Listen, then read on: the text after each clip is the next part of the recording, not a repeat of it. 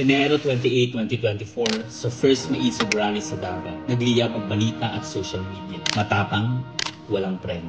Mr. President, baka susunod ka sa dinaanan ng tatay mo. Diyan ako takot. Ayaw ko mangyari sa iyo yan. Nagbato ng maaanghang na salita si dating Pangulong Rodrigo Duterte laban kay Pangulong Marcos tungkol sa di umano'y paggamit ng droga at ang kontrobersyal na People's Initiative. Hindi naman magsabi na walang paki ang Senado sa usaping ito.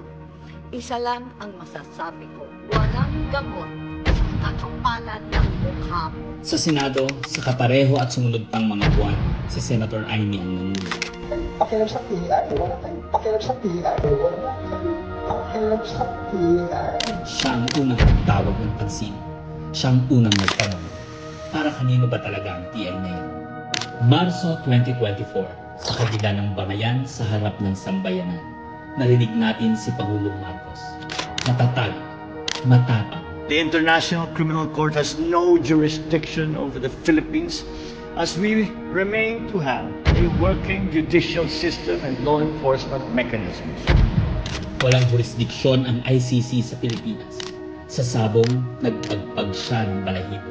Ang hindi natin alam, paghupa ng alikabok ay nagsimula ng ilatag ang plano para muling sumali sa ICC. Kaya pagtungtong ng Mayo, tahimik ngunit mabilis ang galaw. Isinumite ng DOJ ang legal brief para sa posibleng pag-aresto kay FPRRD. Isang pagpapansil na walang nakapansin. Hunyo, pumutok ang balita. Nagbitaw si VP Sara bilang DepEd Secretary. Tendered my resignation as the Secretary of Education effective July 19, 2024. Isang babae ng tapang ngunit walang nagawa dahil sa likod ang tama. Agosto, isinagawa ang unang Quadcom hearing laban kay FPRRD habang inuusig ng COA ang confidential funds ni VP. Ang hindi natin alam, sa gitna ng lahat ng ito, itinalaga na ni PBBM si Marcos Lacanilao bilang Special Envoy ng Transnational Crimes na siyang magsusuko kay FPRRD. At maluwag na rin pinapasok ng bansa ang mga tiga-ICC noong Oktubre. Walang bahid ng pagtutol, walang balak na ipagtanggol ang kapwa Pilipino. Nobyembre, nag-iba na ang ihip ng hangin. Matatag, matapang, walang bahid ng pag-aalinlangan. Narinig muli natin si Pangulong Marcos, ngunit iba na ang sinabi. If yun ang gugustuhin ni PRRD, hindi naman kami haharang doon sa mga ICC. Para tabunan ang galawan, pinaingay ang impeachment complaints laban kay VP Sara. The Office of the Secretary General will transmit the 2 impeachment complaints filed against Vice President Sara Duterte. Kahit pa nagkaroon ng INC rally noong Disyembre, naidiin pa rin ang impeachment sa Kongreso. Planado na rin ang pagpirma ng questionableng 2025 budget kahit bat-bat ng anomalya. Enero 25, 2025, sinimulan na ang Oplan Tugis o Operation Pursuit, ang lihim na operasyon para hulihin si Duterte. Pagsampa ng Pebrero, nag-apply ng arrest warrant ang ICC prosecutor. Isang tahimik na pag-uusig habang tayo'y pinaiikot ng mga rally at press release. Marso, muling nilinlang ang bayan. Humingi daw ng 60-day extension ang DOJ para sa EJK report noong Marso 6. Pero ang totoo, nakabinbin na ang arrest warrant mula sa ICC chamber Marso 7 hanggang 10. Ang hindi natin alam, Marso 11, 2025, sa kanyang pagbalik sa Pilipinas, hindi pa man bumababa ng eroplano si FPRRD, isinagawa na ang pag-aresto.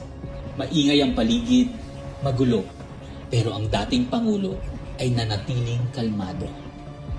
Isinakay siya papuntang The Hague alas 11 ng gabi. Kasama sa eroplano si Marcos Lacanilao, ang nagkanulo, ang nagsuko. Pero kanino ang sisi? Sa mga utusan o sa nag-utos? Managot ang dapat managot, nakalatag na. It's a request to the Philippine government from Interpol enforce the arrest warrant. And we have commitments to them. Ayaw nila ipagpatuloy ang pag-iimbestiga. Maliwanag na maliwanag, na ang buong administrasyon na ito mula sa pinakataas hanggang sa galamay nagplano. Ikaw ho ba nagplano ng lahat ng ito? Hindi naman. Ito si group effort, Secretary Chudoro, Secretary and the President. Nagsakatuparan.